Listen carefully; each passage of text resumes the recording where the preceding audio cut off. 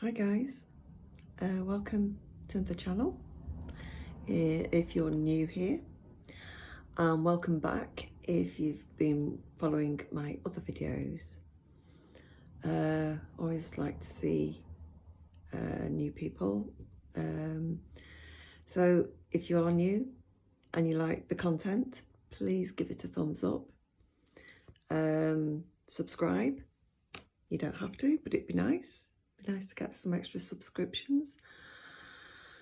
And some support, some comments. Comments are always welcome. I do read everyone, even if it's in private message. Okay. Today's topic, I recorded nearly 2 weeks ago, and I wasn't in the best frame of mind to record it, so it didn't get aired. But I do want to touch on it. I do want to talk about it. Because I did quite a lot of research into it. It does affect me. But I'm in a better place of mind now to actually talk about this quite calmly. And thankfully, I've got a stronger dose of meds to help with everything. And everything seems a lot more positive at the moment. So fingers crossed things carry on like that. But my topic today is about rejection, okay? And I want to talk about I've got it written down, I'm sorry, they're all prompts for me. The primary reason for the fear of rejection is prevalent in your life due to, in my case, the lack of self-esteem, okay? I fear rejection because I have a low value of opinion of myself, which then causes a lack of self-esteem. Therefore, you do look to other people, your friends, colleagues, your other half, your family, for cues to help you feel better about yourself. Reading about it, it says that self-esteem can often stem back to childhood, and in my case, it does. I've got a bit of a froggy throat. I do apologise. I'm quite raspy, I'm afraid. Mine stems back to childhood. That first feeling of rejection was being given up for adoption. In order for me to be adopted, somebody in the first instance didn't have to. It was in the case where they didn't want me. Somebody somewhere had to not want me. That was my biological mother. And you can see other videos where I'm actually trying to find out my birth name. I've still not heard anything back from that. But for my parents that adopted me, they didn't exactly adopt me. They adopted a baby. So it wasn't me in particular, it was just a baby. And I was who they got. That's brass tacks of it, bare bones of it, mainly. It's all part of how things affect your brain, different cortex modules of your brain, okay? So it can be being on the receiving end of a social snub can cause a cascade of emotion and therefore cognitive consequences. And researchers have found that it can all spiral from there, okay? That social rejection causes not just anxiety, it can cause anger, it can cause depression, can cause jealousy, and very often sadness. I think all of them get wrapped up all together. Very much jealousy in my case. So, daft as it sounds, I get to my age, and when you look back on it, never had an actual best friend growing up through school or teenage or 20s years. I've tended to always keep friendships to a minimum, so that way I don't get hurt as much.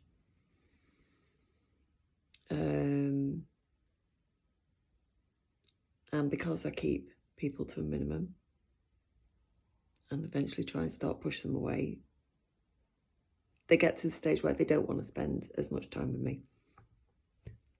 And that's a knock-on effect. There's an actual term for it, this fear of rejection. I would have used it, but I can't pronounce it. So rather than try and look an absolute idiot, I won't. Okay. But I have a lot of social anxiety, okay, mixing with people. That fear of saying the wrong thing. That fear of rejection. Stupid as it sounds, yeah. You go in with that thought of what that level of people, what people think of you, and you shouldn't. I know you shouldn't, but your mentality is you want people to like you.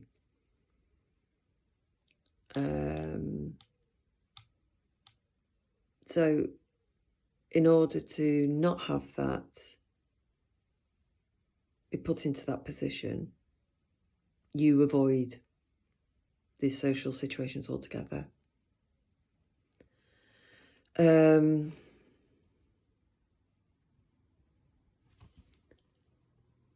did, in fact, come out of my comfort zone tail end of last year with a small group of people. And the times we were together and everything like that, although I tried not to show it, my stomach was in knots.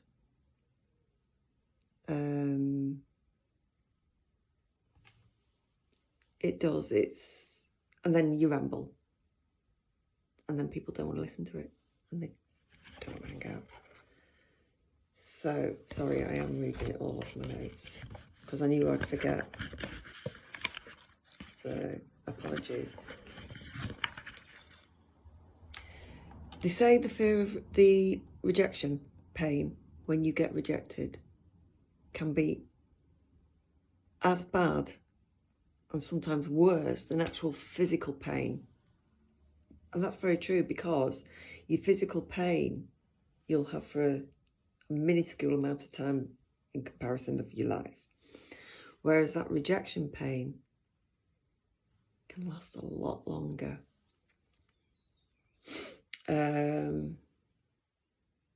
Because your mind can play it over. Your mind can tell you what the pain was like, for example, childbirth. You can say, oh yeah, it was really bad or whatever. But you don't actually remember each and every core pain and everything. You can sort of say, yes, the contractions were really blah, blah, blah, blah, blah. But you can't actually go through that physical pain again. Whereas with rejection, yeah, you can relive it and relive it and relive it. So the first instance I had of rejection was birth. Second lot of rejection would then be my adopted brother, who my parents adopted, but he and I aren't legally related. He should have only ever been an only child, and he didn't want a sister. He didn't want a younger sibling, full stop, and it was very much evident in the way that he treated me a lot.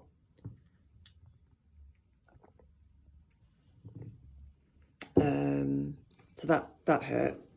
because then I became this annoying little sister, always trying to get his attention, and he didn't want it. So knock-on effect on that. Going outside for friendships. Always struggled forming friendships. As I said, wanted a best friend, didn't get one.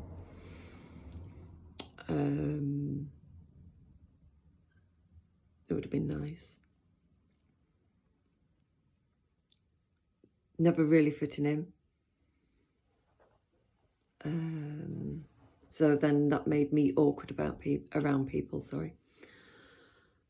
And it's just another thing that you can blame, use as an excuse, whatever you want to call it.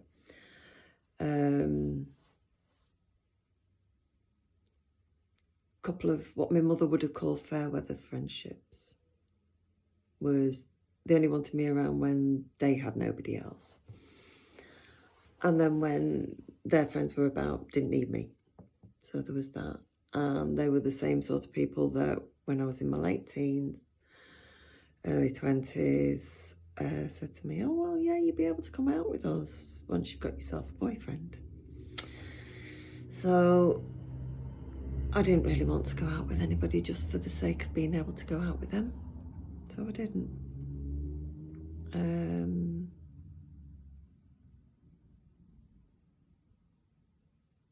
But you therefore stay at home a lot. And it's another brick on the wall that you build to hide yourself behind. More recently, the rejection has come from my daughter, little Miss Independent. I often refer to it as though she doesn't need a mother. She doesn't need a mother.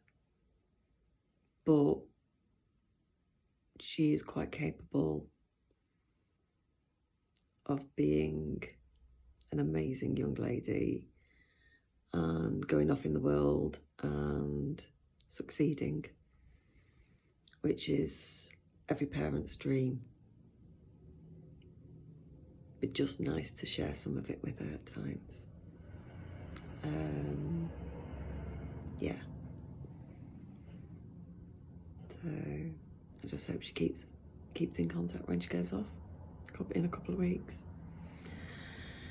Then there's my eldest, who's going to be 21 in 2 days. And hardly hear anything from him. I phone and I phone and I phone, and eventually he'll pick up. And then it's evident he doesn't want to talk. So he's smart at that because you've been shut out of his life. And he's, a few hundred miles away. And I miss him like crazy. Because we were so close up until him going off to uni. So close. He was my firstborn. Yeah. So I've, over the years, learnt to put up walls around myself and then watch from the inside. And I study people. And I get really, really jealous when they can talk to each other with ease and seem to be in tune with one another. And it's the confidence they have. So, yeah. They get,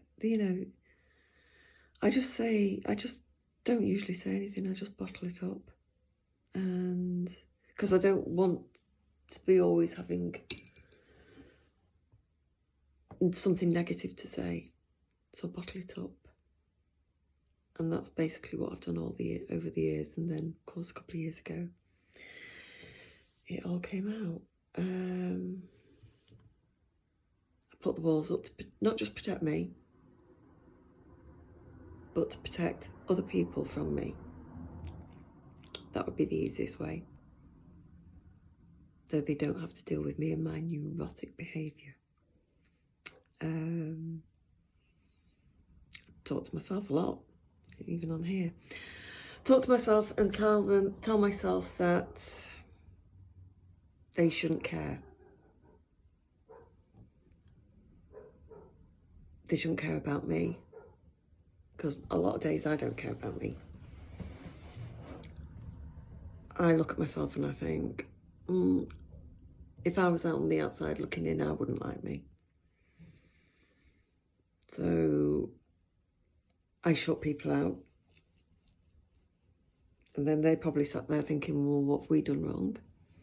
Which I get. And it's not them. It's not them. It's me. To the point where I probably look as though I've done a complete U-turn. And they think I don't want to know. It's just I've got to the stage now where I don't quite actually know how to keep it going. Which is stupid. Somebody should write a book on how to be a friend. How to deal with social interaction. And no, I'm not going to write it.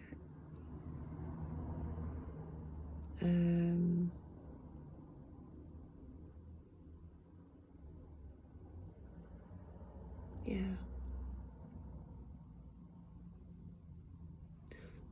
So that's basically where I got up to with my last video and my feelings around rejection and me, which is probably very stupid. It's very weird talking to a video and not having a two-way conversation. But, if you've managed to get to the end of this, well done. And if you managed to get to the end of this and you think, what the hell have I just done with the last 17 minutes, 18 minutes of my life? Yeah, sorry about that. But please don't give up on me. Keep coming back and watching my videos. Or if you really can't stand them, tell me and I'll stop them. And I'll just keep it to finding out about just me, the birth me, which might never happen, so, wouldn't need no further videos anyway. Take care. Please come back. Please give me comments. Please give me a thumbs up. Please subscribe. Let me know that somebody's out there watching them. And see you soon.